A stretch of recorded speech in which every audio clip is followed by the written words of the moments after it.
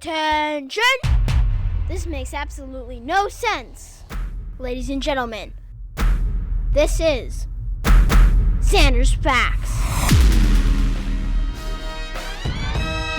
Oh, yes, it is, everyone. The Zander's Facts Podcast. Welcome to the latest edition of the Zander's Facts Podcast, the most factual podcast in the world. If you didn't already know, I am, of course, the aforementioned Zander. Welcome into episode 19, the big 19. Our podcast is an adult. How about that? June 9th, 2021. Thank you all for listening. And remember, if you want to support the Zander's Facts Podcast, if you like the facts, then go follow, get that follow button, download each episode, rate, review, go on Twitter, Facebook, Instagram, all the socials, Zander's Facts Podcast, and most importantly, tell all your friends, spread the facts, the Zander's Facts Podcast. If you don't, I'll come down and I'll do it for you. First off, just shout Zander's Facts right now, wherever you are. Make sure everyone knows around you. They might think you're crazy, but I don't care. Zander's Facts Podcast. Make sure everyone knows. And remember, if you haven't listened to any of our past episodes, go do it. Last week, we talked politics. We talked sports. We're going to talk about it again. But we talk about a lot of stuff this week that builds up on last week, kind of, too. So if you haven't listened to last week, stop! Whoa. And go listen to last week's episode 18. We've got episode 19 this week, and we got a bunch of stuff to talk about. We've got sports, politics. Well, that's it. But we've got NBA playoffs. We've got soccer. I don't know if you saw that game Sunday night, but we're going to talk about it. And we've got some more politics stuff. Joe Manchin is getting me angry, so we'll talk about that. But let's start with the NBA playoffs. Again, let's just do a little update because I'm very angry because half of my finals are out. So remember when we had the episode with Hillbilly, we did our finals predictions, and I picked the Bucks and the Mavericks to go to the finals. Well, one of those teams lost, and it was the Mavericks. The Bucks are about to lose to the Nets. So the first round of the playoffs ended on Sunday. There was one Game 7.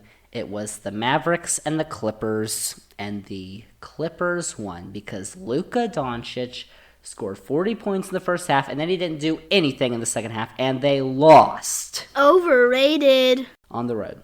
That snapped a streak of 7 first-round series that I predicted correctly. I picked all the rest of the series correctly, except for that one.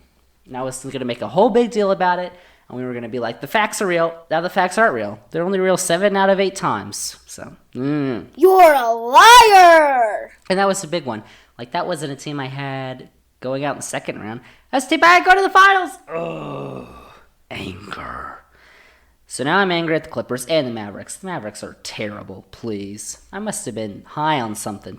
I was not high. Disclosure, Zander's Facts. Never high, but that was ridiculous, man. They suck. So now I have to make a new prediction out of the West. I have a new prediction. The Phoenix Suns. Oh. Wow. Let me tell you something. Game 1 of their series against the Nuggets was Monday night, and they looked really good. Devin Booker, Chris Paul, DeAndre Ayton, they've got that trio. They're going to the finals. How about that? The Phoenix Suns, I think they're going to beat the Nuggets. I think they're going to beat whoever they play in the conference finals. They look pretty good against the Lakers, even though the Lakers were just, ugh. How about this? Both teams that were in the finals last year were kicked out of the first round of the NBA playoffs this year. That's a fact. I mean, I don't know. They were tired, and they had injuries. Anthony Davis was injured. LeBron did not look like himself, even though he's 36, 37 years old, so he's getting up there. I think the Suns are going to go to the finals. I don't know, because right now, they have that 1-0 series lead over the Nuggets right now. Denver Nuggets, Game 2 is on Wednesday. The Suns are the 2 seed, Nuggets are the 3 seed. Also in the West, it's the Jazz and the Clippers. They just had their first game Tuesday night. Jazz won. Finally, Clippers. Blech. Jazz won. They lead the series 1-0. Game 2 is on Thursday. I believe... Well, I guess I picked the Mavericks to beat the Jazz. Ugh. Clippers won't beat the Jazz, so the Jazz are going to win that series. In the East, though, right now, it's the Nets over the Bucks, 2-0. The Nets destroyed the Bucks in the second game. Like, it wasn't even close. I think it was like a 40-something point game. It wasn't even close. Game 3 is on Thursday, and I picked the Bucks to go to the finals. Oh no. Well, I'll stick to my guns right now and pick the Bucks. I don't know. The other series though in the East is the Hawks and the Sixers. Oh, that one is tied 1-1. The Sixers just won Tuesday night, and Game 3 is Friday. Oh, that's a good series though. But I think I picked the Sixers, but I like the Hawks right now. Trae Young. They played really well against the Knicks. And the 76ers, they got Joel Embiid back, but they had him for both of those games, and they lost one of them. So, I don't know. There you go. NBA playoffs update. I'm kind of sick of the NBA right now, but I'll still watch because both my teams are out. Half my picks are out. Oh, it's a disaster. But what is not a disaster is what's going on in soccer. Well, actually, it is kind of a disaster if you watch Sunday night, because there was a big game Sunday night. If you didn't see it, then let me tell you about it right now. Don't turn off your podcast. Sunday night, big turning point for the U.S. men's national team. It was the CONCACAF Nations League Championship. And what is the CONCACAF Nations League? I couldn't tell you, but CONCACAF is the governing body of soccer in North America, the Caribbean, and Central America. Remember when we did the Super League podcast and the Champions League? And we were talking about UEFA, and we were talking about FIFA, and how FIFA governs soccer in the world, and UEFA governs soccer in Europe. CONCACAF is basically UEFA, but CONCACAF is in North America. So there you go. CONCACAF Nations League. It was the first ever one. I don't know why they have it. It doesn't really mean anything. But it was the U.S. and Mexico, arch rivals, on the pitch. Sunday night, Denver, collision course. Yep. So if you were watching, you probably saw one of the craziest, wildest, most unpredictable, insane soccer matches you've ever seen. Because I did watch it live, just to let you know. And it was all that and then some. Let's do a little recap here. So the match began, quick goal, second minute by Mexico. I didn't even see it. It just happened so quickly, I got angry. But the U.S. answered into the 27th minute. And then in the second half, the two sides scored again. So at the end of regular time, it was 2-2. So they had 30 minutes of extra time, and all hell broke loose, ladies and gentlemen. At the end of regulation, Weston McKennie, who is on the U.S., was grabbed by the neck twice by two players on Mexico, both of whom did not get ejected because they only have, first off, soccer is stupid. They only have one referee for that whole pitch. That's ridiculous. In football, any referee can throw a flag, but they only have one referee for the whole pitch, except for the two individuals on the sides who only call off sides and who gets possession when the ball goes out of bounds. Like, it's ridiculous. I don't get it. What do you say? Because they should have gotten ejected. So, in extra time, Mexico starting to wear down. U.S. kicked it into gear. Oh my gosh. Best player in the world. You all know who it is. Christian Pulisic.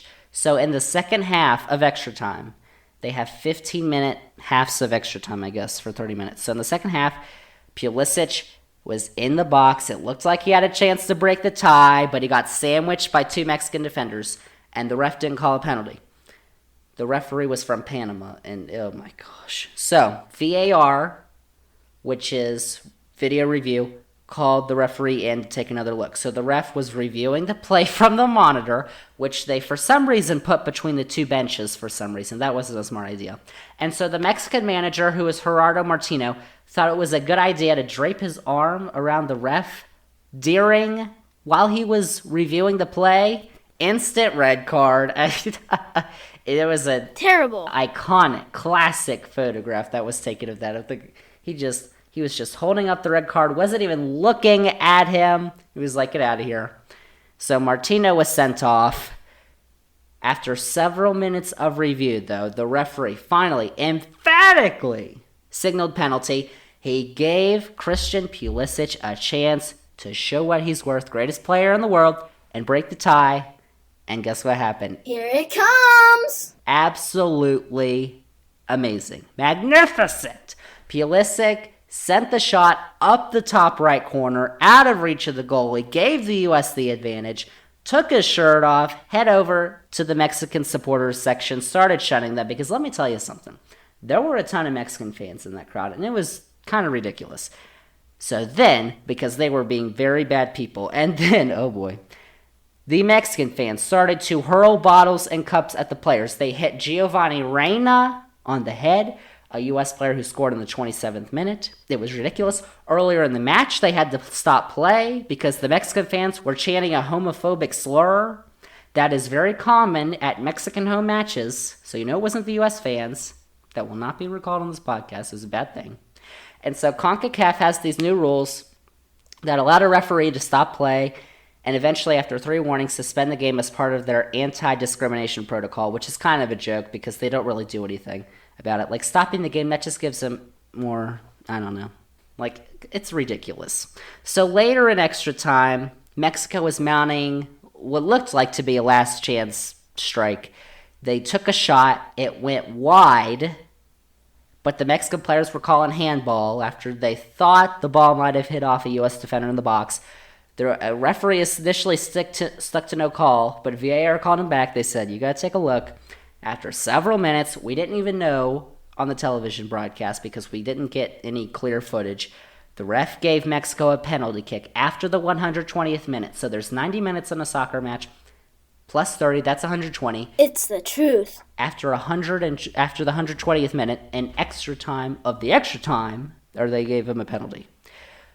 And by the way, the goalkeeper for the U.S., Zach Steffen, who was the backup for Manchester City, as you know from this podcast, got injured earlier in the match. So the backup, Ethan Horvath, was in the net for the U.S., and he had played in his first international match since 2019, a week before, March of 2019.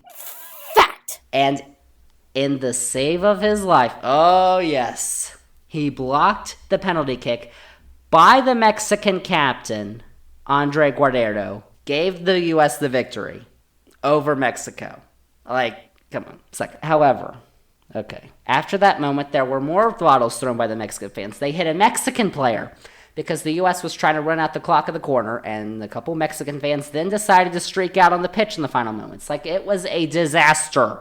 And meanwhile, during the break after regular time, so in the intermission between regular time and extra time, they had the CBS broadcast set at the stadium, and a fan broke onto the CBS set and jumped off the back of the railing while being chased by security. Like, it looked like he could have died.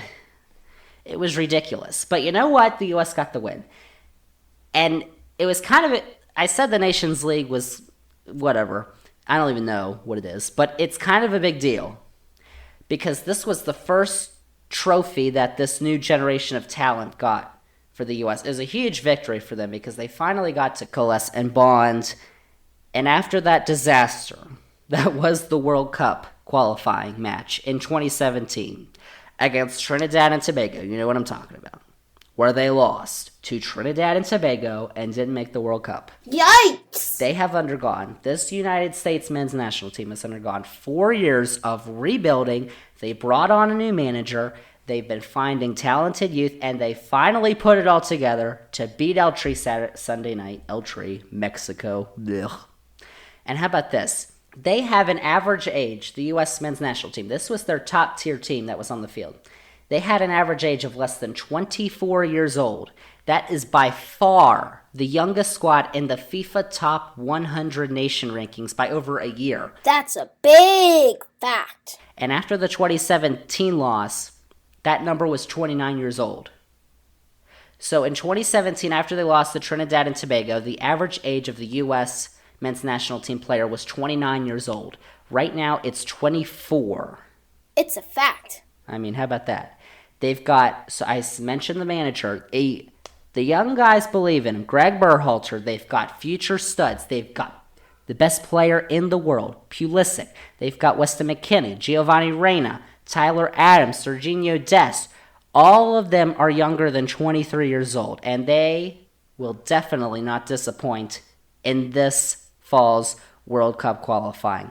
Or even if they play in the CONCACAF Gold Cup, which is later this summer, I think, during the Olympics, which I don't think they're going to play it. But the World Cup qualifying, they're definitely not going to disappoint. And they could be a dark horse in Qatar next year. Qatar, I don't even know. That's where the World Cup is. I don't know why. We talked about that with the Super League podcast. FIFA, corrupt, you know. But the ultimate goal for this team always has been and will be 2026. 5 years from now. I don't know if you know what's going on in 2026. But that's a World Cup year. 5 years from now, Pulisic and McKinney, their two top players, are going to be 27 years old. They're going to be at the top of their games, and they are going to be leading one of the most talented U.S. men's national team squads in history.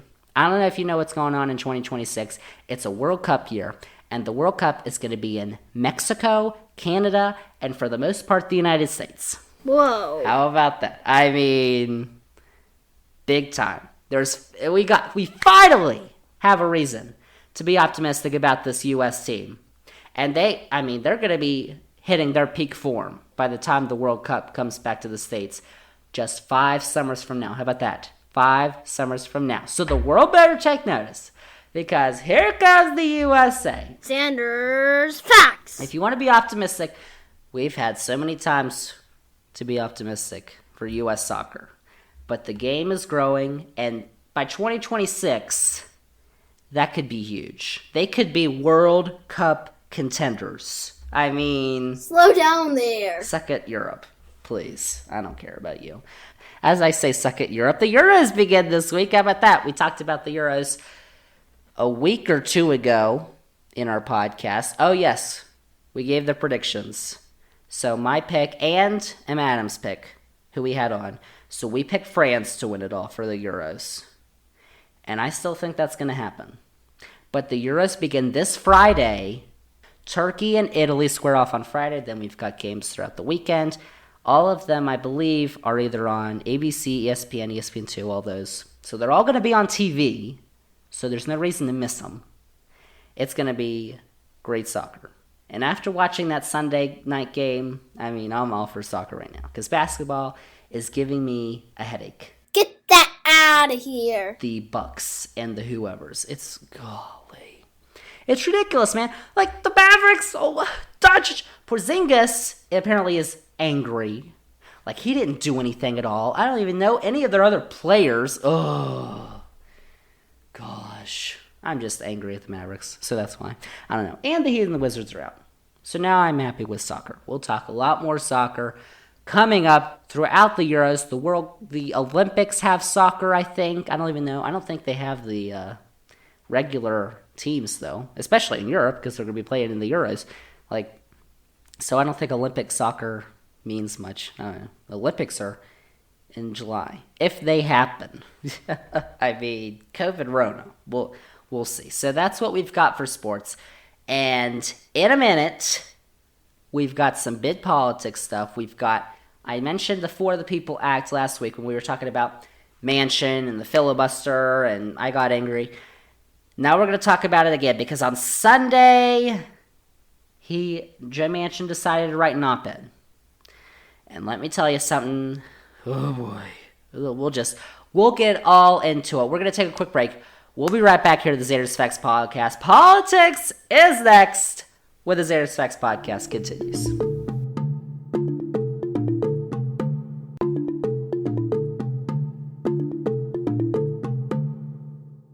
Zander's facts. Hey guys, what's happening? Zander here. So, you know what's also here? Summer. How about that? I love summer. And what do you need for summer? Well, the essentials, of course. And Instacart can help you out with all of your summer needs. I know we all have Instacart. So Instacart will set out a personal shopper to deliver your favorite products from local stores to your door in as fast as an hour. Come on. How about that? Plus, you can choose from a ton of stores around you to always get what you need. Instacart helps you to find the best deals on all the things you usually buy and will give you smart suggestions for new items that you might like. So what are you waiting for? Use the link in this episode's description if you're a new customer to get free delivery on your first order above $35 and go shop without even leaving your home with Instacart today. Zander's facts. Zander's Facts Podcast. What's happening, y'all? Welcome back into episode 19 of the Zander's Facts Podcast. I am the aforementioned Zander, of course. I hope you're ready for some politics, and I hope you're ready to sit down for a while, because we've got some big stuff going on this week. For the People Act. Ever heard of it? Who? So Sunday, our boy, West Virginia Senator Joe Manchin, he wrote in an op-ed at the Charleston Gazette Mail in West Virginia. He reiterated his support for the filibuster, UGG 1, and then he stated he would not support the For the People Act, UGG 2. He wrote that protecting the right to vote should not be done in a partisan manner. And so, because the For the People Act has no Republican sponsors, he said he's not going to vote for the bill. Even though, back when it was first introduced in 2019, Manchin joined all of his fellow Senate Democrats in co-sponsoring the bill. What changed? Well, I said no Republicans support the bill. Apparently a big game changer for Manchin, who has repeatedly stated how important bipartisanship is to him, even as Republicans continue to block stuff like the January 6th Commission, this key legislation. Manchin still believes, falsely, that there is hope that 10 Republican senators are going to sign on to key voting rights legislation as the Republicans across the country are continuing to slowly take away those rights. Remember last week when we broke down the Texas bill? But it appears Manchin has no policy differences to the bill. It's only that he doesn't support the bill because of the lack of Republican support. And he shouldn't have any policy differences to the bill because it is wildly popular. Here comes a fact. So, a recent Southern Poverty Law Center poll conducted in April found that 67% of voters nationwide support the bill, and that 55% of voters agree that a simple majority of senators should be required to pass any bill in the U.S. Senate. And a Data for Progress and Equal Citizens poll back in January, just after the inauguration, found that 67% support the bill, 77% of Democrats support it, 68% of independents, 56% of Republicans. And in his own state, West Virginia, the data gets worse for Manchin. An End Citizens United Let America Vote Action Fund survey that was conducted in early May found that 79% of voters in the state of West Virginia, one of the most conservative states in the country, 79% of voters support the For the People Act. And it found 76% of registered Republican voters in West Virginia support the bill.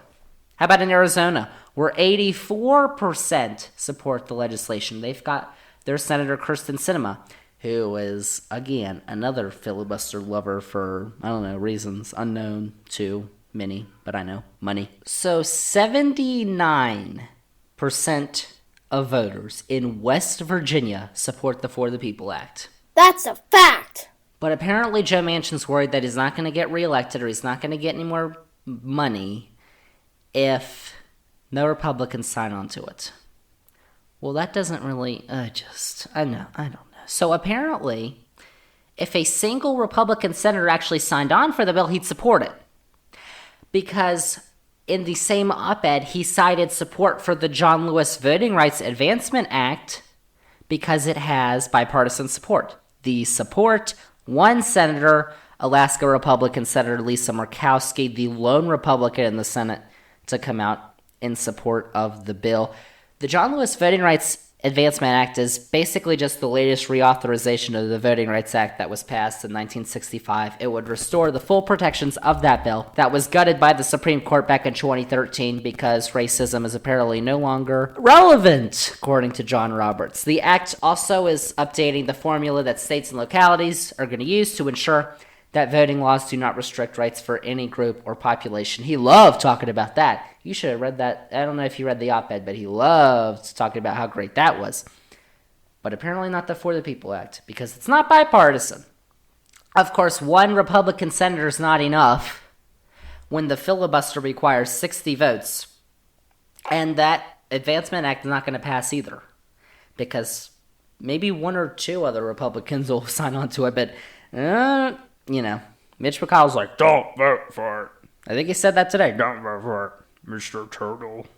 So if he's not going to remove the filibuster, oh well. And considering after Republicans blocked the January 6th Commission, Manchin was livid. He was infuriated that Republicans blocked it, and he still didn't do anything. So give me a break. It's clear though, money. He's not going to move until either he sees an impact on his cash reserves or his prospects for re-election in 2024 start to look murkier. And they already do. He's in West Virginia. In fact, If he didn't vote for it, they look murkier. Because 79% of voters in West Virginia, oh gosh, I don't know. So, last week we talked about the For the People Act 2, and I said, we're going to get back to it, we're going to do a deep dive. Well, guess when we're going to do that deep dive? How about right now? Here it comes! Deep dive action. Zander's Facts. What exactly is in the For the People Act? So first off, all the information in this act can be found directly from the Congressional Online Copy. It's H.R. 1, found at congress.gov, or the Brennan Center for Justice, which did a very nice summary of the bill. This bill is over 800 pages long, people. So get ready. I'm going to do a deep dive. Buckle up. You better sit down. Get your drink. I don't even know. Morning, morning! So first off, let's start. In Title 1, the breakdown of how bills in Congress work is their sections are broken down as titles. And then in those titles are subtitles. So first off, Title 1, Subtitle A. The bill would modernize the process for voter registration for federal elections. What does that mean? Well, the bill cites the U.S. as having one of the lowest voter turnout rates among developed nations. That's true. And nearly 1 in 4 eligible voters are not registered to vote. Did you know that? It's true. The truth lies here. So the bill would require each state to provide an online voter registration portal, which is kind of ridiculous because it's already in 40 states and D.C. I signed up to register to vote online. It's kind of insane that there's states that you actually can't register to vote online. But it would become, all the states would have to do it under this bill. It would also require all states to implement automatic voter registration. You could see that as AVR. That automatically registers all eligible citizens to vote after the citizens have provided government agencies with information such as the DMV. Once the DMV gets that information, they'll be automatically registered to vote. This would register up to 50 million new voters, and 19 states and DC have already adopted it. So that would be 31 more states where everyone who is eligible would be registered to vote. How about that? The bill would also require states to offer same-day registration for federal elections, which allows eligible residents to register to vote and cast a ballot on the same day instead of having these registration deadlines that are weeks before an election. And there's already 21 states and D.C. that have already done this. It would also limit how states compile their data through these interstate cross-checks to purge eligible voters from voter rolls. What did you just say, Zander? Cross-check programs are voter registration databases which are shared across multiple states to identify duplicate registrations. And a bunch of them have been shown to be poorly designed. And they have resulted in many eligible voters being purged from the voting rolls for no reason. Like, it's ridiculous. And they're going to fix that. The bill would also require states to create voter privacy programs to protect information of victims of domestic violence, stalking, sexual assault, etc. It would require the Postal Service to include a reminder to update voter registration on change of address forms. That would make the process a lot simpler. And it would ensure pre-election registration deadlines are consistent with public holidays. And public holidays, get to that in a second. It also gives states additional funding to update their voter registration processes so the states don't have to whine and say, we have to use our own money. The federal government will give them money. The bill would ban and establish criminal penalties for attempts to interfere with or prevent another person from registering to vote. It would also require those applying for a new driver's license to indicate the state which they have previously resided in and confirm that they intend to use their new state for voter registration in order to decrease the instances of duplicate voter registrations across states. That would make a lot of sense. As we just said, people are getting purged from the voting rolls for no reason. This would help with that. The bill would also require states to allow future voters age 16 and over. If you're 16 or 17, you'll be able to pre-register to vote so that when you're 18, you'll already be eligible. I did that. In Virginia, you can pre-register when you're 17, and that's what I did. And then I was able to vote. There you go. Quick facts! So next, the bill would create the Disability Voting Rights Act. What's that? It would increase protections for over 35 million disabled Americans to vote. It would guarantee those with disabilities the right to use absentee voting procedures. More on that in a second. The bill would also require states to establish processes for each state for those with disabilities to register to vote and request an absentee ballot. It would designate a single office to provide information on registration and absentee ballots for disabled individuals, and it would establish procedures to securely transmit blank absentee ballots. So it would streamline the process. It would help people with disabilities. If they need help, get help. They'd establish a single office that would work specifically on this issue, which, if we know anything about dealing with the government, they all need some streamlining and help. The bill would also prohibit voter caging. What is voter caging? It's when states that purge or challenge the registrations of voters who don't return mail sent to individuals on voter rolls. So states will they'll send articles of mail to individuals on their voter rolls. And if those individuals don't send that mail back, because it's specifically marked to send it back, if they don't send it back, then states will remove those individuals from voter rolls. It doesn't make any sense. But that has proven to not work at all. So the bill would prohibit challenges to an individual's eligibility to vote within 10 days of the election day, unless the individual registered within 20 days of the election. It would also establish penalties for challenging a voter's eligibility to register or cast a ballot when the challenger knows the voter is eligible. BS challenging. Next, hold on, we got a ton of stuff on. Hold on. So the bill would also create the Deceptive Practices and Voter Intimidation Prevention Act. Little acts in the big act. So that bill would prohibit knowing and intentional communication of false and misleading information regarding information on elections, public endorsements, and rules on voter eligibility and registration made with the intent of preventing eligible voters from casting ballots. Looking at you, Facebook, because they had all that stuff on Facebook about lies, election lies, all those election ads. That would be illegal. And the bill would also establish federal criminal penalties for deceiving or intimidating voters. Bad stuff. Next, the bill would restore and guarantee federal voting rights for citizens with past felony convictions who have completed any term of incarceration. This would require states to inform of restoration of voting rights in writing to these individuals. And many of these felony disenfranchisement act laws, they date back to the Jim Crow era, and they disproportionately affect African Americans. So finally, people who have been incarcerated, who are out of jail, can vote. And also the bill requires all state and local officials to conduct elections using voter-verified paper ballots. No more voting machines, because apparently hackers have hacked into them. Surprise, surprise. How about that technology? So voters are also allowed to correct any errors before their paper ballot is cast. Voters are given the option to mark their ballots by hand. State and local officials can preserve these paper ballots for recounts or audits and can count these ballots by hand.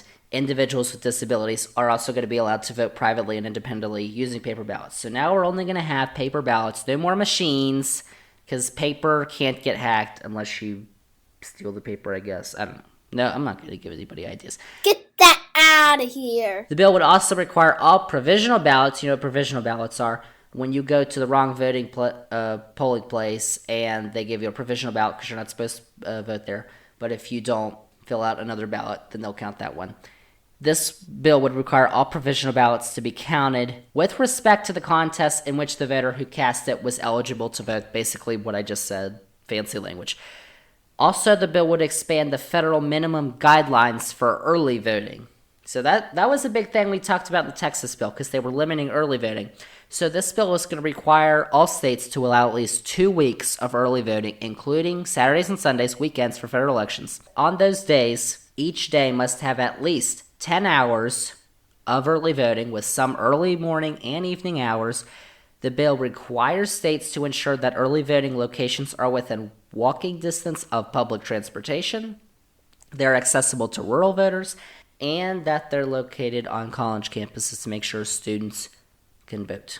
Because young people, who are the generation that votes the least. Oops. So the bill also requires states to allow any eligible voter to vote by mail, universal mail-in voting, and requires states and localities to transmit mail-in ballot applications to all registered voters at least 60 days before an election day. It also requires states to begin processing and scanning ballots cast and counting them during early voting at least 2 weeks before the date of the election. So remember back in November when some states' results came in pretty fast and some took days, Georgia, Pennsylvania. Those were states that did not start counting their ballots until election night.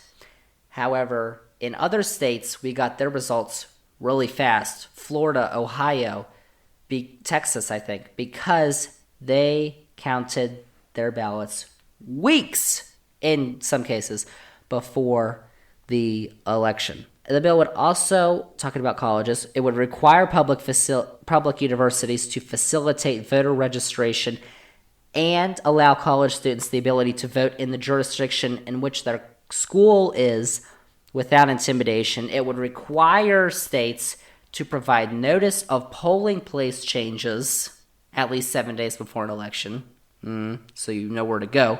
It would also require states with voter ID requirements. This is not getting rid of voter ID requirements.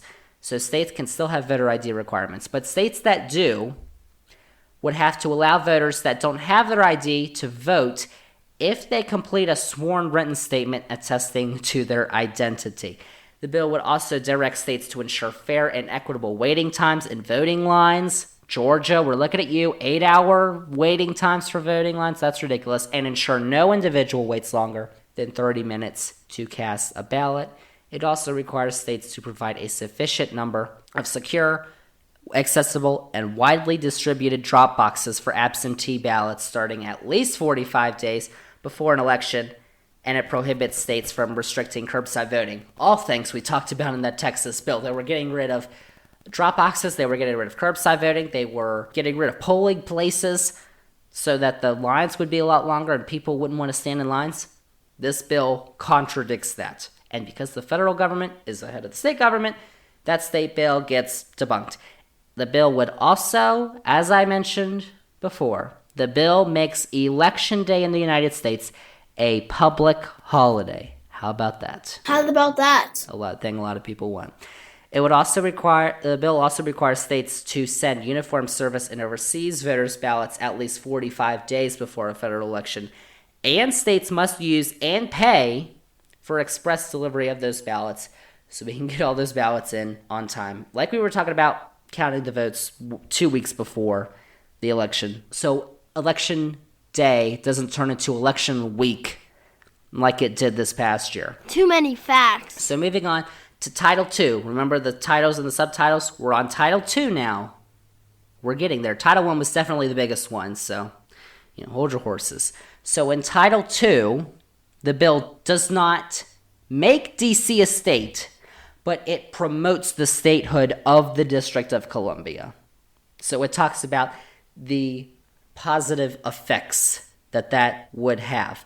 There's a different bill, I believe H.R. 51, which has passed the House, which is now in the Senate, which is not going to get passed because 60 senators don't support D.C. becoming a state. But that's a bill that would make D.C. a state. That's a different bill. This promotes the statehood of D.C. It also commits to protecting and promoting Native American voting rights, one of the most discriminated against minorities in this country when it relates to voting.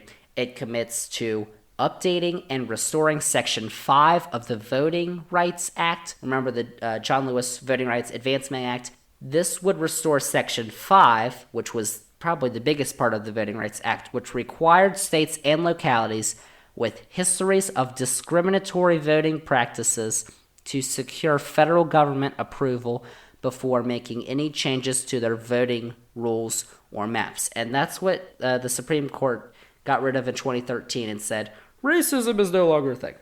It would also create findings in support of federal voting rights in all the U.S. territories. And if you didn't know what the U.S. territories were, you know Puerto Rico, probably Guam, the U.S. Virgin Islands, American Samoa, and the Northern Mariana Islands.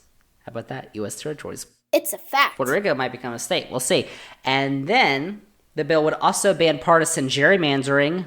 Oh boy, gerrymandering. By prohibiting the adoption of any map that has the intent or effect of favoring or disfavoring one political party over another. How would it do that? The bill would require states to create an independent commission to carry out congressional redistricting that prohibits current and recent lawmakers and staff and lobbyists and others with conflicts of interest from serving on the commission. This is what we just did in Virginia, and we did a constitutional amendment. So voters voted on it, and it got approved overwhelmingly, I believe. So that drawing maps for Congress and the legislature is no longer in the hands of the General Assembly. It's in the hands of an independent commission so that we don't get crazy maps that we see in Republican states, but Democratic states too. Like Maryland has some crazy maps, actually.